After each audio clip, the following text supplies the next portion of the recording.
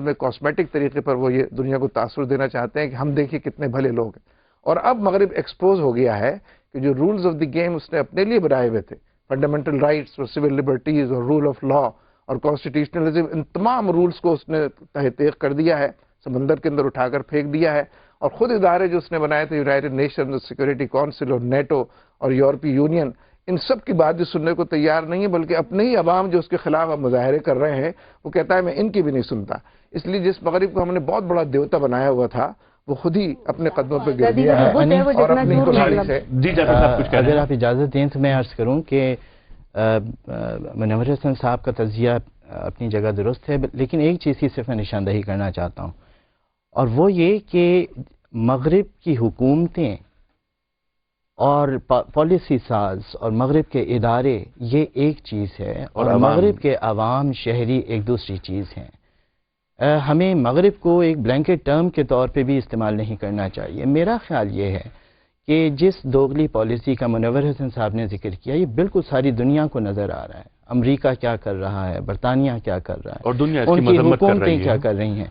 لیکن اس حقیقت کو نہ بھولیں کہ عراق کے حوالے سے امریکی پالیسی کے خلاف ایک دن میں 3 کروڑ انسان گھروں سے باہر نکلے. اٹلی میں 35 لاکھ افراد، برطانیہ میں 20 لاکھ افراد. تو اس پورے فینومینن کو آپ کس طرح سے دیکھیں گے؟ میں یہ سمجھتا ہوں کہ کیونکہ مغرب کے شہریوں نے کچھ آزادیوں کی بو باس دیکھی ہے، سو وہ آزادی کی اہمیت کو بھی سمجھتے ہیں. اور آج اگر عراق کے اوپر امریکہ کی ریشہ دوانیاں جو ہیں وہ نظر آ رہی ہیں، تو وہ اپنی حکومتوں کے خلاف نکل کے آئیں. جعفر صاحب، آپ کی بات سے ہم شروع کریں گے. اس وقت ہمیں لینی ہے چھوٹی سی بریک. آتے ہیں بریک کے بعد.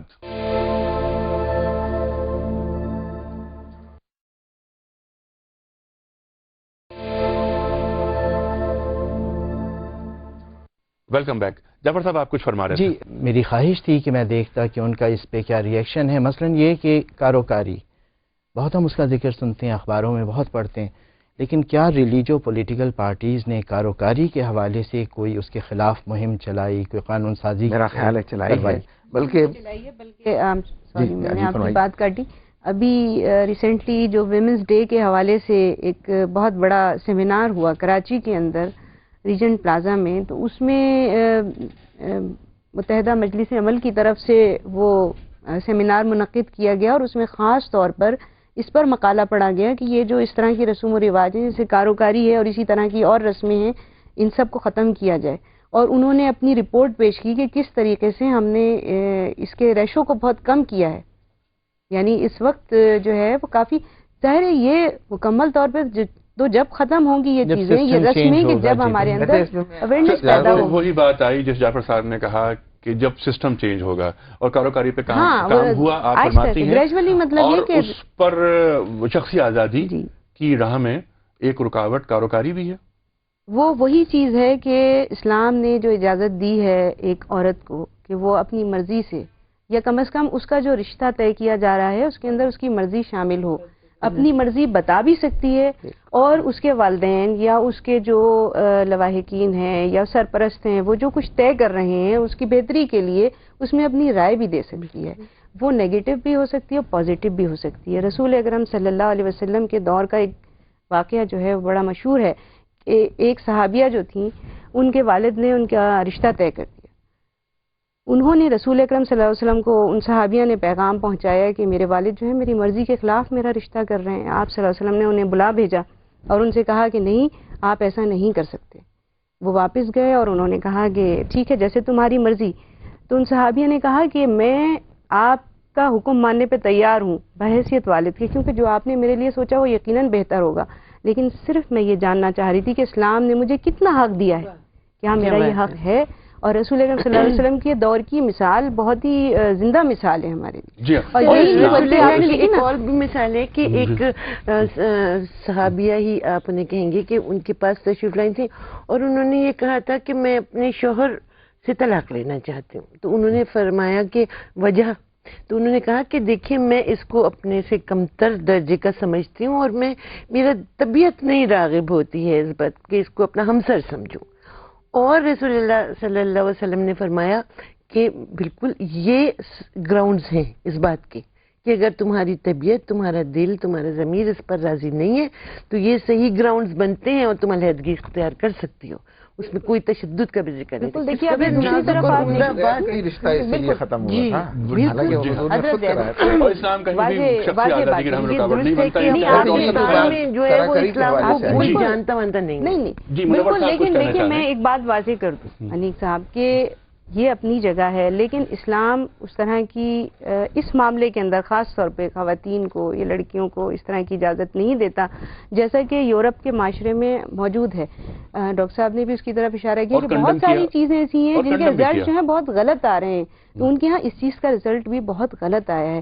اس کے نتیجے میں کیا ہوا کہ ایک 9 سال کی بچی جو ہے وہ بچہ پالنے پر مجبور ہو گئی ہے۔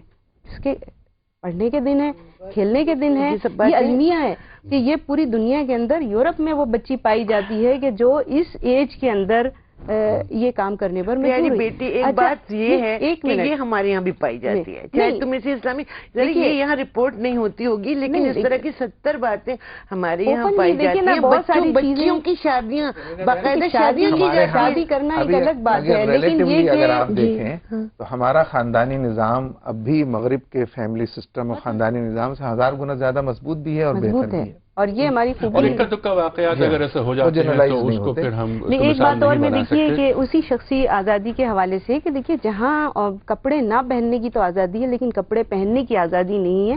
ایک عورت اپنا سر ڈھانک کے اسکارف پہن کے وہ یونیورسٹی میں نہیں جا سکتی، کلاس روم میں نہیں بیٹھ سکتی۔ کیا یہ آزادی؟ اس میں میں عرض کروں ان دونوں باتوں میں تھوڑا سا اس میں افراط و تفریح ہے میرے خیال میں۔ دوسری بات یہ کہ کپڑے پہننے کی آزادی یہ بھی وہاں پہ ہے، اسے اس شکل میں پہلے موجود نہیں تھی۔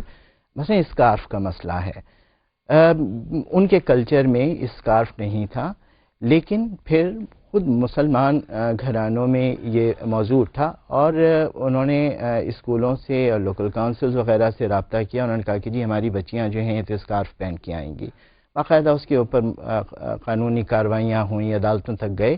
اب یورپ میں یہ مسئلہ پیدا ہی کیوں ہوا؟ کیونکہ آپ نے جو بات کہی میں اس سے اتفاق نہیں کروں گی کہ ان کے ہاں اسکارف نہیں تھا۔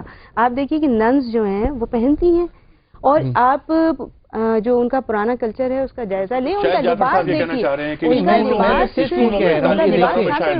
نہیں، ویسے اس کو مغرب نہ کہیں، اس کو آپ سیکولرزم کہیں۔ اچھا دیکھیں نا، سیکولرزم میں ترکی کے اندر بھی اسکارف کی آزادی نہیں، پارلیمنٹ کی ممبر ایک عورت منتخب ہو گئی، لیکن کیونکہ معاف کیجیے گا منور حسن صاحب، اس کو آپ سیکولرزم کا غلط نام دے رہے ہیں۔ سیکولرزم کا یہ مطلب نہیں ہے، سیکولرزم کا مطلب یہ ہے کہ مذہبی طور پر چیزوں کو نہ نافذ کیا جائے، اسٹیٹ اس میں حصہ نہ لے، بس صرف اتنا ہے اس کا مطلب۔ اس کا مطلب یہ ہرگز نہیں ہے کہ آپ زبردستی، جیسے کہ ترک صاحب نے کیا تھا، انہوں نے غلط کام کیا تھا، لیکن ایک پرو چوائس تو بہرحال ہونا چاہیے نا۔